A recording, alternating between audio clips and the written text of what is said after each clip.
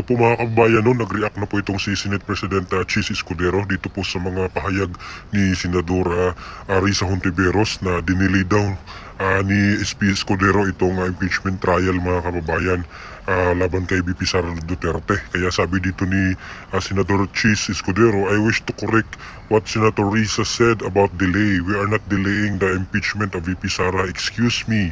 Sabi pa ni SP Escudero mga kababayan dito sa kanyang pahayag, we are deeply proceeding with it legally, constitutionally, and in accordance with law.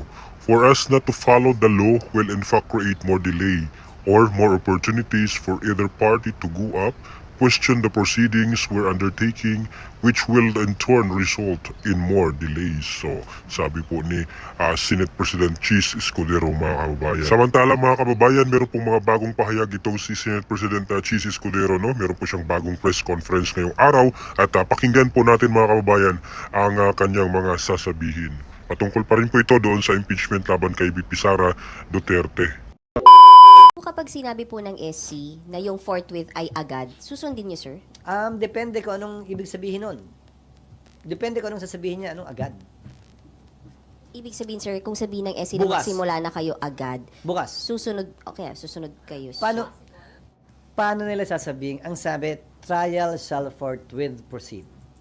Trial is the reception of evidence, admission of evidence by the impeachment court. Bukas, hindi namin kayang gawin yon. Dahil wala pang sagot ang nasasakdal. Wala pang reply ang prosecution. Wala pang preliminary conference. So, anong i-order nila sa amin specifically? Ayokong pangunahan ng korte. Kaya yung sinasabi din ng ilang prosecutors, kung pwede lang daw, bukas na mismo. Mukhang hindi nila alam ang rules. Hindi namin kayang gawin yon kahit simulan namin yung proseso nang hindi pa nare-refer sa amin. So, babasahin namin kung ano man yun at pag-aaralan namin kung paano ito mapapatupad at kung kaya itong patupad. Ulitin ko, ng pang-apat na beses na, nagdesisyon ng Korte Suprema noon, nag-TRO sa Kamara, huwag niyong ituloy yung impeachment ni Chief Justice Davide. Nagbotohan ng Kamara, tinuloy pa rin nila. Nag-desisyon ng Korte, huwag niyong buksan yung foreign currency deposit account ni Chief Justice Corona. Nagdesisyon ng Senado, galangin natin, sundin natin. So, Senado pa rin bilang impeachment court ang magdedesisyon yan o Senado bilang plenaryo ang magpapasya ng bagay na yan. Kung ako tatanungin, as a general rule, marapat at dapat galangin palagi ng Senado anumang desisyon ng Korte Suprema. Pero sa dulo, pagpapasya niya ng Senado. Usapan din ba ni Sen Coco yung opinion niya about Article 6 and Article 11? Yung distinguishing the role of the Senate as a legislative body and as an impeachment court. Hindi namin napag-usapan. Bakit? Anong sabi niya tungkol doon? Kasi ang binabanggit niya, pwede talaga kayong mag-proceed na before June 2 since hindi nyo kailangan in session dahil hindi naman kayo aakto na legislative body but as impeachment body. Hindi namin napag-usapan yon. Pero may problema kayo. Hindi pa nare-refer officially sa plenaryo yung impeachment complaint. Tinanggap pa lang yan ng Secretary General ng Senado. Under our rules, officially dapat basahin yung impeachment complaint. Nung nakadaang panahon, majority leader ang gumawa niyan. Pero nung tiningnan namin yung rules ng Amerika kung saan binasa yung rules ng Senado, ang nagbabasa nun ay prosecution. Yung House prosecutors ang nagbabasa nun sa plenaryo sa Senado, sa Amerika. At yun ang direksyon na nais namin tahakin kaugnay nito. Dahil hindi trabaho ng majority leader na gampanan ng papel ng House prosecutors na siyang magbabasa ng reklamo o impeachment complaint sa plenaryo. So sa June 2, sorry kuya, so sa June 2, ang magbabasa ng complaint sa plenary ay from House? Yun ang ipinapanukala namin at yun ang tila direksyong tinatahak na ngayon ng legal team upang sa gayon ay magawa ng formal ito. Dahil nga, kinopya natin yung rules natin sa Estados Unidos at yon ang kanilang practice. SP, but do you agree that your role, your hat as Senator Judges, hindi siya kasama ng legislative function niya? Maliwanag yon pero lahat ng impeachment na ginanap ng Senado natin mismo, hindi ng ibang bansa. Nagsimula ng in-session ang Senado, tumuloy kahit na nag-recess ang Senado. Hindi pa tayo nagsisimula ng in-session ng Senado. Yun ang inaalala ko kaugnay dyan sa mga panukalang umupo na lamang kami bilang impeachment court ngayon.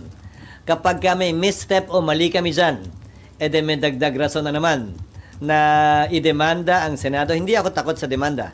Pero may dagdag rason na naman idemanda, umakyat, questionin, baka imbis na mapabilis, ng mga gustong mapabilis, mas lalo pang tumagal ito. Pero SPS correctly pointed out by Sen Coco, whatever happens naman, may aakyat talaga doon. May magpapile talaga. Pero hindi sa dahilan yan.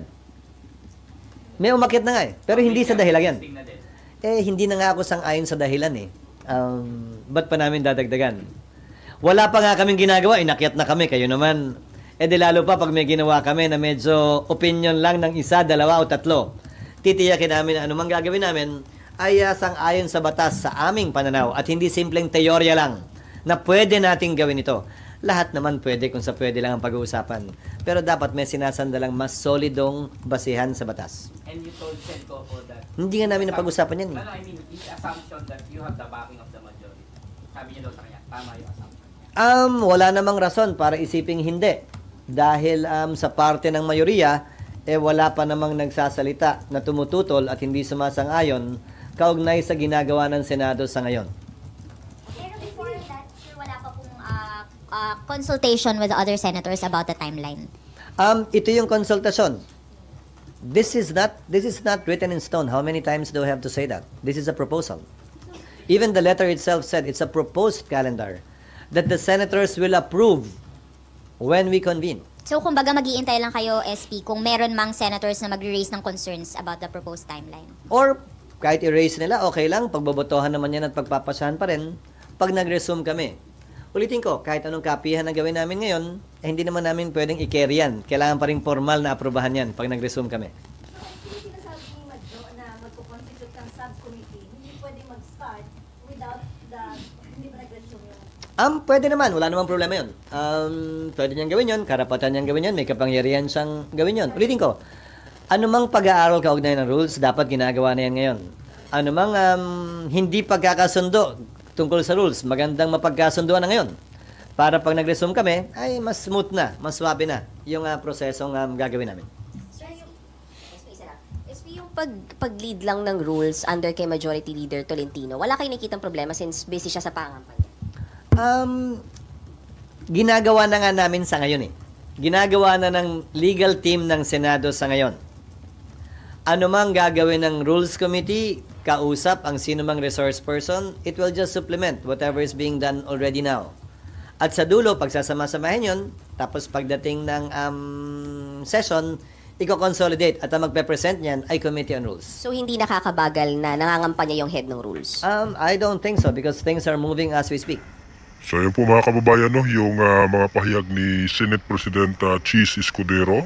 Ayan, sabi nga niya ay trial is the reception of evidence, admission of evidence by the impeachment court, at hindi nila kayang gawin yon dahil wala pang sagot ang nasasakdal, wala pang reply ang prosecution, wala pang preliminary conference. So ano daw ang i-order nila sa kanila at ayaw niyang pangunahan ang korte.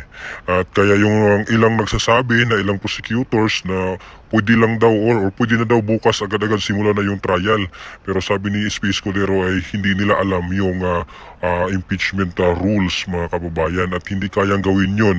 Kahit simulan nila yung proseso nang hindi pa nare-refer sa kanila at babasahin pa po nila daw yun mga kababayan at pag-aralan nila kung paano nila ito ipapatupad.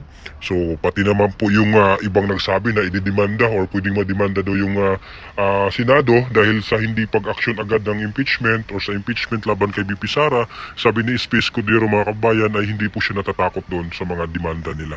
So ano pong opinion niyo mga kababayan dito po sa mga bagong pahayag ni Senate President Chis Escudero laban po dito sa impeachment laban kay BP Sara Duterte? Please comment down below. Maraming salamat at God bless po sa ating lahat.